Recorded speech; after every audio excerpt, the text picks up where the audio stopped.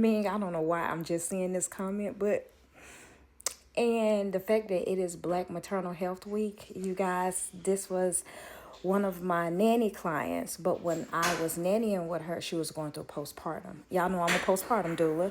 I'm a birth doula. I'm a childbirth educator. I'm a lactation coach.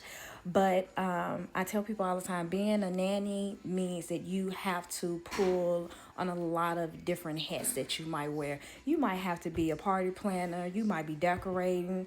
You a chef. And sometimes you have to pull from other experiences to help your clients. Now, when I was with Ming, she did a YouTube about this too. She was going through postpartum.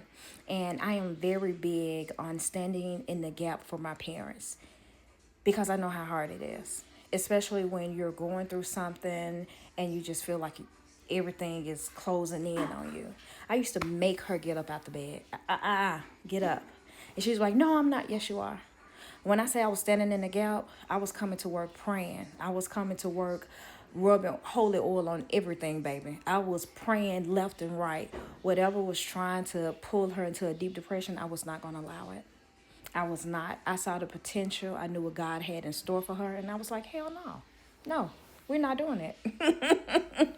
Your girl was in there prayer warrior. Like on my break, when I would put Story to sleep, I was literally in either a storeroom or somewhere praying with the Bible open. I was full praying because I just would not allow whatever was trying to tell her that she wasn't enough to take over. And a part of being a postpartum doula is you stand in the gap for your parents. You make sure you rub their head. You make sure you give all the love. Baby, I'm hugging and rubbing heads. You can cry. I don't care. We're going to cry it out together, but I'm not going to let you give up. And look at my baby now. I am so, so proud of her, y'all. But that is just one of the reasons why I love being a doula. I ain't gonna lie, y'all. I delivered a baby in a car as a doula. Oh my God. That whole video is on YouTube. Not the delivering the baby, but the whole experience. I even had a client, and this was in the middle of COVID, where nobody could be in the rooms. I was sitting in the hospital parking lots. It didn't matter how long my clients were in labor. I was going to sit there just in case daddy needed to leave out and we needed to swap. But mama was not going to be in there by herself, baby. I don't care what that hospital said. I'm going to stay on that phone. She ain't got to hang up. Like one of my clients, and I have been their doula for all three of their kids. And if they have another one, I'm going to be the doula too. But mom had called me. She was hysterical. And she was like, Queen, they telling me I got to have an emergency C-section. And they just scare me and they scare me. And I was like, who, baby? Who's scaring you? And so she got me on speaker. And the lady was like, oh, I'm the midwife. And I came in off of my shift. We're going to have to do an emergency. I was like, hey, we're not going to use a scare tactic. Let's not do that. Let's not scare mom. We can talk to her, but we're not going to scare her. You didn't come in as a favor to her. You came in because that's your job. Let's start there. Don't act like you're doing her a favor. You came in because this is your job. You didn't get up out your bed and say, hey, so-and-so is going in labor. I'm going up there. No, you didn't. It was your time for your shift. So let's start by telling the truth. Second, if you can't calm down and stop trying to scare her, we can get somebody else to come in there. Y'all, the whole team was like, well, wait, we ain't gonna do it. As soon as I started praying, the whole team left. The whole when I say the team, the doctor, the nurses, well, we ain't got to deal with this. We ain't got to deal with this. That's fine. I would not allow anybody to scare any of my clients. You're not going to scare them into doing anything. I'm going to make sure that my client advocates for themselves, and I'm going to say, is this what you want to do? Stand up for yourself. Speak up for yourself. And I am very big on staying at the hospital, baby. I don't care if I got to stay there 9-10 hours. I stayed at the hospital with the client I was just talking about.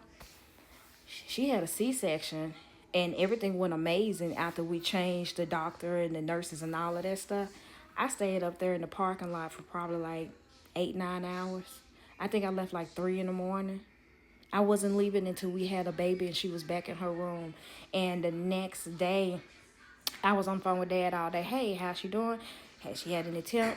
Is she hurting anywhere? Is she talking about any pain? Is she hollering about her legs hurt? Does she feel like she got a fever? You got to advocate for her since I can't be in there.